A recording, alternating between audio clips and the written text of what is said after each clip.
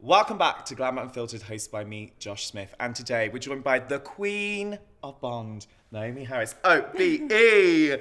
How are you? I am good. Bond is back, and he's having a bit of a feminist makeover. What do you think that this Bond symbolises about the society we live in today?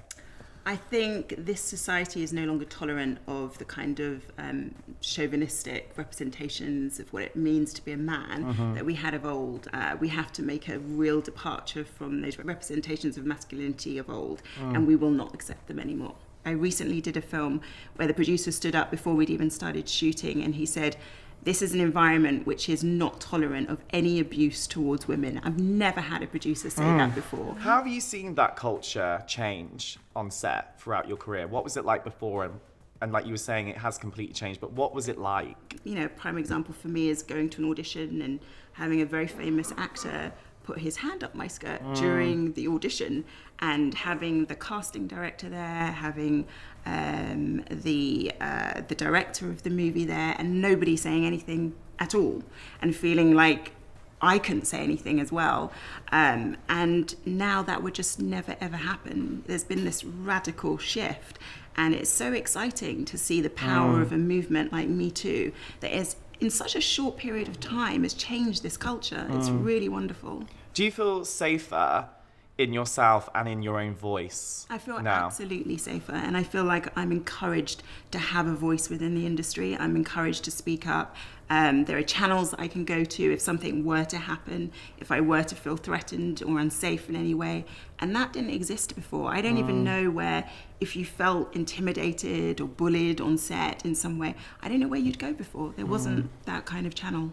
How has that been for you, finding your own voice and feeling that you're able to use it in a powerful way? To be quite honest, it's still a challenge for me, because the culture was so radically different when I was, first starting out as an actress. I still find it difficult, and I'm still having to remind myself, you have a right to be in this room, you have a right to speak up, and you have a right to speak up about behaviour that makes you feel uncomfortable.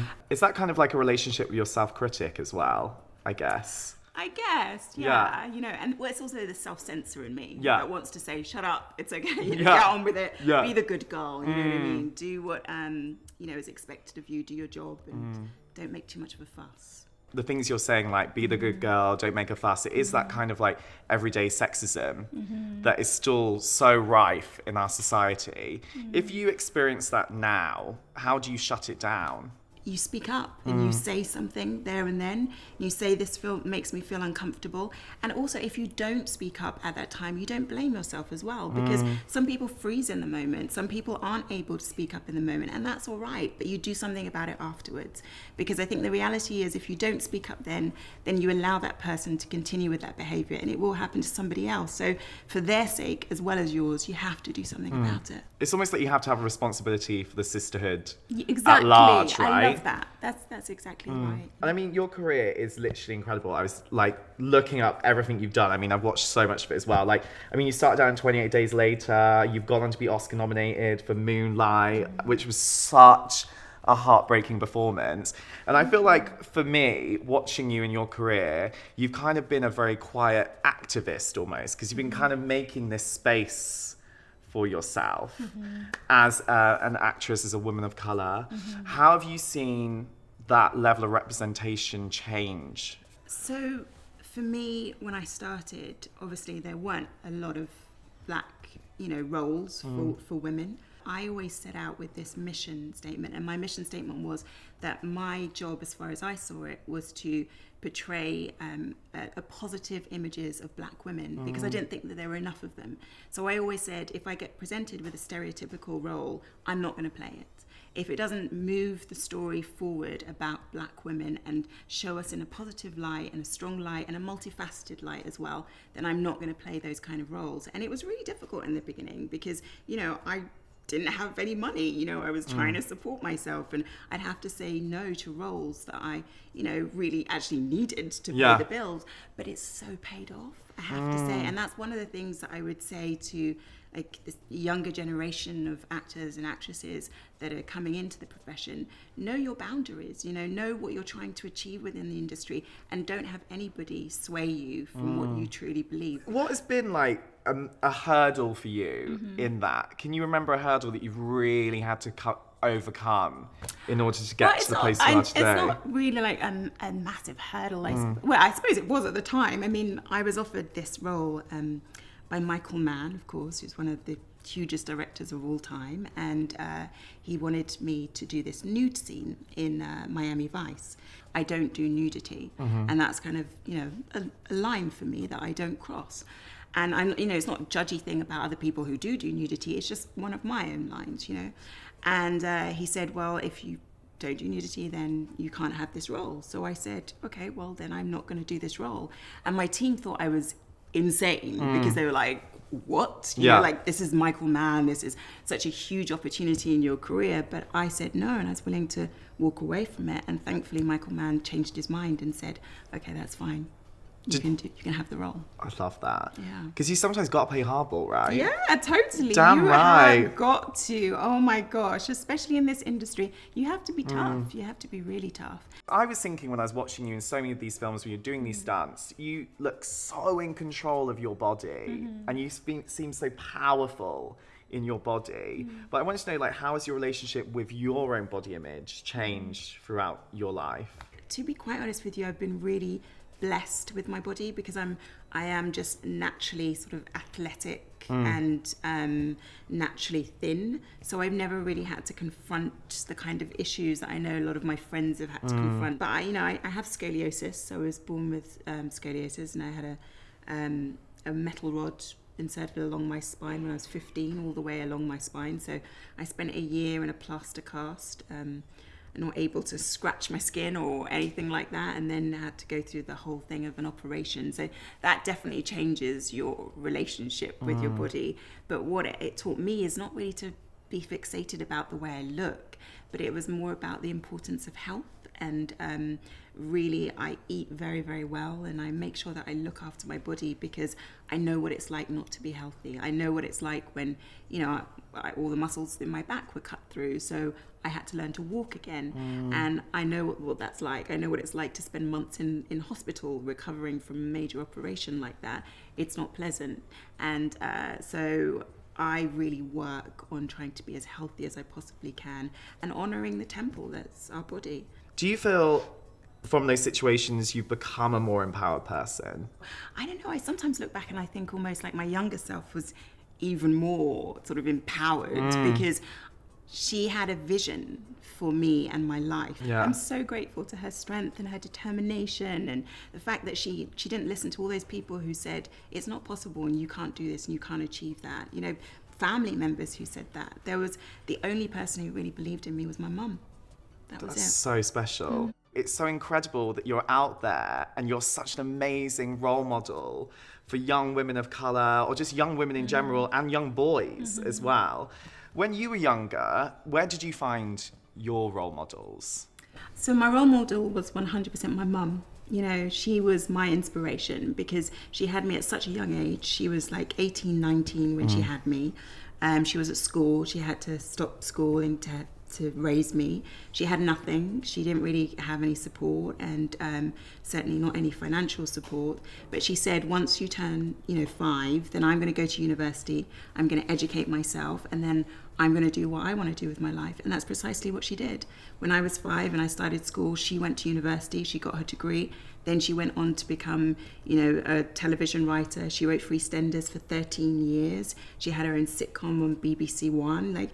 She achieved so much. And so when you have a mother who sets her mind on something and says, I'm going to do that and does it, it's such an incredible example because you realize it's possible for my mother. My mum did this. I can do the same. How has that bond with your mum shaped your career? Oh my God, it's everything. It's absolutely everything. And that makes me really emotional just thinking about it, because I really would not be sitting here talking to you, and I would not have had the career that I've had if it wasn't for my mum. My mum always said, anything is possible. With hard work, you can achieve anything, and I believe in you. And it's not just, when I was starting out, when I had those moments of self-doubt, I still have them. Like after I did Moonlight, in fact, was one of my kind of darkest periods in my career, because I was burnt out, because I worked 3 days making the movie Moonlight, but actually then spent 6 months promoting it and 6 months doing the whole awards season and what have you, and it was an amazing experience, but my gosh, is it exhausting, because I came into this profession wanting to act. I didn't come into the profession wanting to kind of do all the red carpet things and do all the interviews, and suddenly that's what my life became about. So afterwards I went to my mum and I said, Mum, I don't think I want to do this anymore. I think I'm done. I'm kind of finished with this. And my mum was like, okay, it's all right. Take some time out and then reconsider. But I know that this is what you're born to do. And she's always had that faith in me. So you grew up in this council house. You're now this incredible OBE actress. Do you still feel like you're doing it for that girl that was in that house? I do it for every girl who's in that position now, just for them to know that anything is possible. Anything truly is possible, but it does require hard work. It does require tremendous sacrifices as well. There's a lot of sacrifices that I've made in my personal life. In those situations, and also like we were saying about the level of intensity, especially with like Moonlight that you went through, how do you look after your own mental well-being? For me, like my rock, I need my meditation, especially after a really hectic day on set, because I'm not really a people person. I'm much more of a kind of loner, and I gain my energy from being alone, and my relationship with my family.